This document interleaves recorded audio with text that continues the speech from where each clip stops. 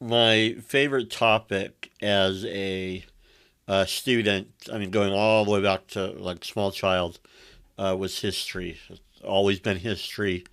When I was a little kid, younger, my grandma would take me to the library, and I get all kinds of books. I mean, but I just always loved picture books and books about like ancient Egypt, ancient Rome, medieval period, just whatever. And I'd read these really cool books.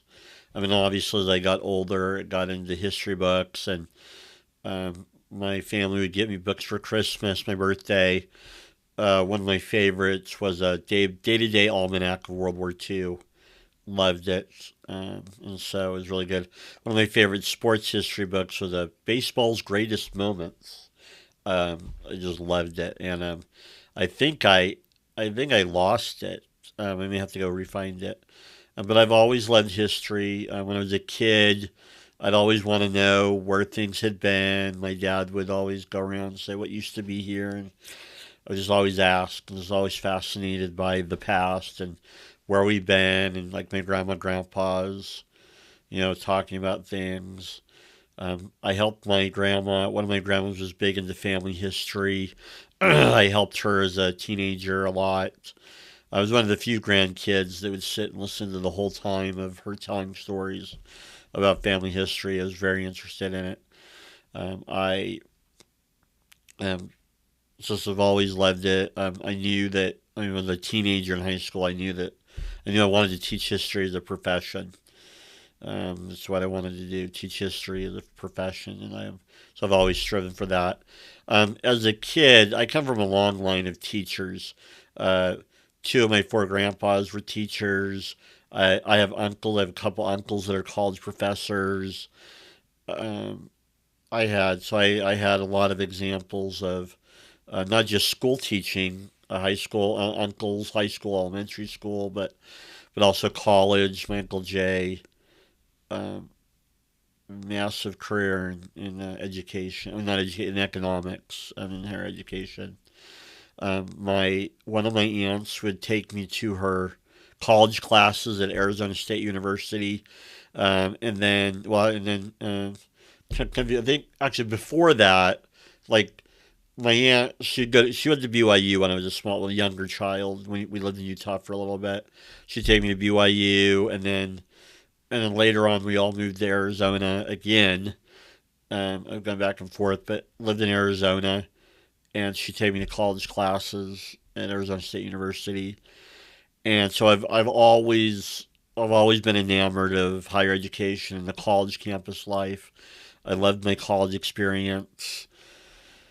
And it was just a great, I want to be here. I wanted to be in the environment. I wanted to work with people. As a kid, I'm one of the oldest grandkids, the oldest of six boys, one of the oldest grandkids. So a lot of, a lot of role models for being teachers. So always gravitated towards being a teacher. And so, you know, my, my philosophy of education is that, it's student centered. I'm here to help students succeed. I'm here to help students grow, develop, achieve their goals, just like I'm working to achieve my goals. And so I just think it's really important when I work with students to I set a standard, and the standards have to be met, and we also look for ways to find success as a teacher and a student. So working with students is a big desire of mine, and I enjoy it. My philosophy of history is that history is it should be and is primary document focused. I'm not what you would say. I'm not what you would call a postmodern historian. I I believe there is an objective reality. I believe that objectively you can find out what the past is like through the study of primary documents. You need to be faithful to the primary documents. You need to be respectful and faithful of the past. I think it's important to build on the past and not, you know, I don't know, not destroy it or demean it or degrade it, but to build on it and to learn from it and to build. We we are the results of others building. And so when you study the past, I think there should be a respect for the tradition, respect for the field, respect for people have actually lived, and you find that through the primary documents. My philosophy of history is it's important to avoid presentism. It's important to understand the past as it is, not as we want it to be. Okay. And I do agree to a certain extent the past is created or recreated, right? Because we don't have a time machine to go back and look. And even if we did, 10 people could go back and see the same thing and come up with 10 different stories. But there is an objective past, and that should be understood um, on its own terms, not contorted into the whatever present day is popular. It needs to be understood for what it is.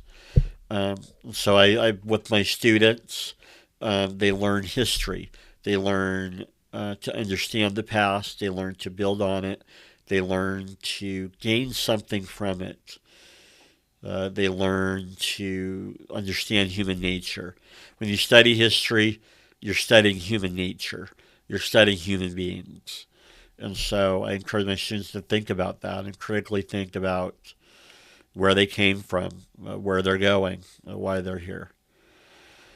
And so, history and education for me in my life experiences have both wrapped together, dovetailed to where I've always wanted to be a history professor, history teacher.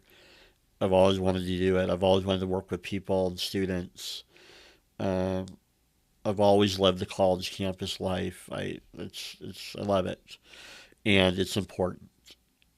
Um, and students need to get something out of their classes. And with me, they learn primary document study, they learn critical thinking, they learn to ask questions. My philosophy of education history is also that is there there are no there are no unapproved questions. Every question can be asked. I believe in the arena of ideas. That's what the higher education is, the arena of ideas. There's no unapproved questions, I think. And there's no historical event that cannot be examined or should be examined. Everything is open to examination, to discussion, to uh, learn from. And so, as you read my through my binder, my digital tenure binder, I believe you'll see that my love of history, my love of education, my love of helping students, serving students, and helping them be the best they can be. Thank you.